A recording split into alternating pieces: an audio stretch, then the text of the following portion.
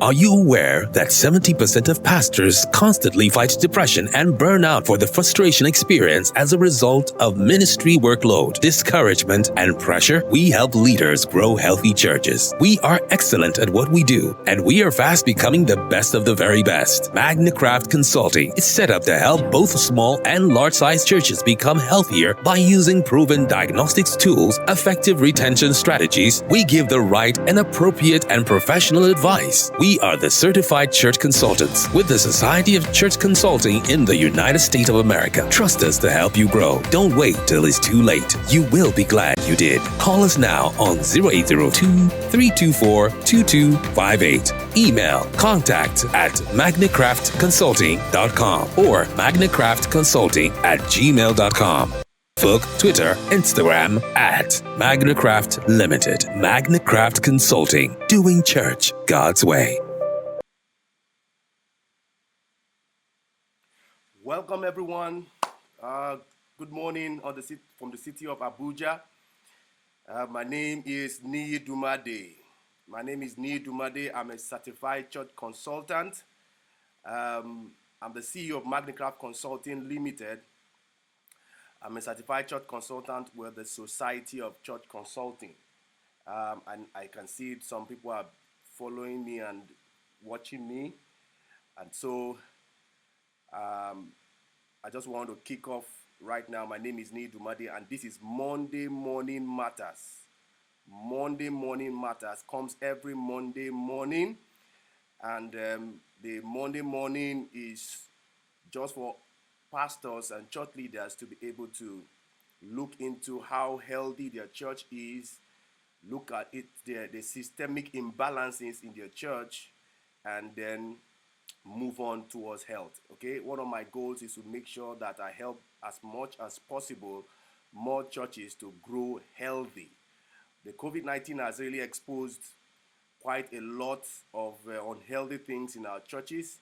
And I want to believe that we can correct some of those things and move on towards what God desires for us. So today we're going to talk on worship.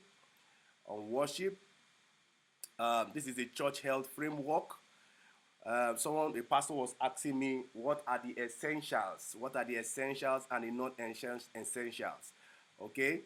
The COVID-19 is actually making pastors to focus on what really matters, major on what is the major, and minor on what is minor, okay? And we're saying that not just like if you want to have a human being, you should have some systems in place, okay? Circulatory system, skeletal system, digestive system, urinary system, quite a lot of respiratory system, and all these systems need to work balanced together in harmony. If all the systems are working well, the body will be healthy and therefore is going to grow. So we are saying that for us to look at the church, we have to look at the church from this framework. And this framework is from the New Testament church, okay? And I will be talking on one of the church health function at the top of the fishbone diagram, which is worship. Okay, I've said quite a lot on some of these functions. If you need some of those videos, you can go on MagnaCraft Limited, okay? MagnaCraft Limited, okay? On Facebook page, you will see quite a lot of videos and posts on my social media. You can get there. On YouTube, you see quite a lot of videos that will help you to understand some of those things in the fishbone diagram. There is a survey before I go into worship. There's a survey that I'm doing for pastors, and that's just for me to have a feel of what's going on. Quite a lot of things has changed. We have had a new normal because of the pandemic. The COVID-19 is really making us to see life in a different way, act in a different way. So our behaviors will change. Some of the things we hold dearly will change. So I want to hear from pastors so that we can start dealing with issues from what really matters to what does not really matter, okay? And so some pastors have filled this survey, but if you have not filled that survey, let me know. I'll send you the survey. I need more responses so that I can have some good sample size And of course, for filling that survey, I'm going to give you three good books. One is the Shepherd Staff. And the second one is Sticky Church. Sticky Church is a very good one. And then the third one will be 0 to 1, which is very good for you to start up again on a blank slate after this COVID-19 is over. So I'm going to talk on the worship, worship, worship, worship. So what is worship? Worship is that system that helps the church to attribute honor, okay, giving continuous and complete devotion to God because he deserves it, So that's why churches meet every Sunday or Saturdays or every Wednesdays. Okay, there must be that consistent devotion to God. Okay, that's how you submit to God because he deserves it. So worship is all about that, all the systems that is attributed to giving God honor. And I must say that worship is still an issue, but you can solve that issue because people like different kinds of music style, because what is about your preaching, your music, auxiliary service that makes your worship service successful and entertaining. So what happens in worship? In worship, you have people to attend. You have to invite people. The worship must be participatory. Okay, you can't say you have worship when you're just dumping things at people. It must be participatory. Okay, I want to read a scripture here to buttress my point in 1 Corinthians chapter 14, verse 26. He said, "How is it then, brethren?" He's talking to believers, right? "When ye come together, whether it's online or a traditional church or a virtual church," he said, "when you come together, every one of you had a psalm, okay, had a doctrine, had a tongue, had a revelation, had an interpretation." He said, "Let all things be done for edification." And the last verse, in verse 40, he said, "Let all things be done decently and in order." Decently and in order. So what are we saying? That when something is done decently and in order, that's when God can have free course in what he's doing. So the music is very key, but you have to define that based on your target audience.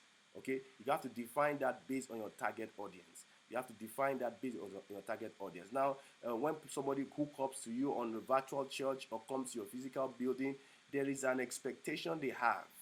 And when they come with that expectation, they are paying a price, buying data, paying transport, whatever the price is for them to hook up and connect with you. There is an expectation on everyone who comes to that worship service.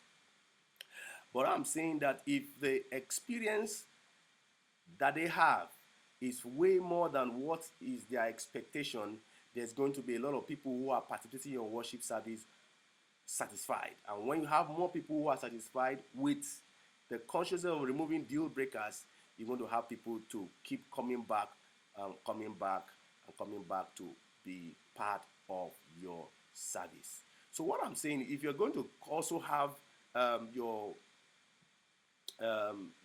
service online, as you can tell your members as they are watching the worship service, they can call their friends, their neighbors, their colleagues around to come watch with them.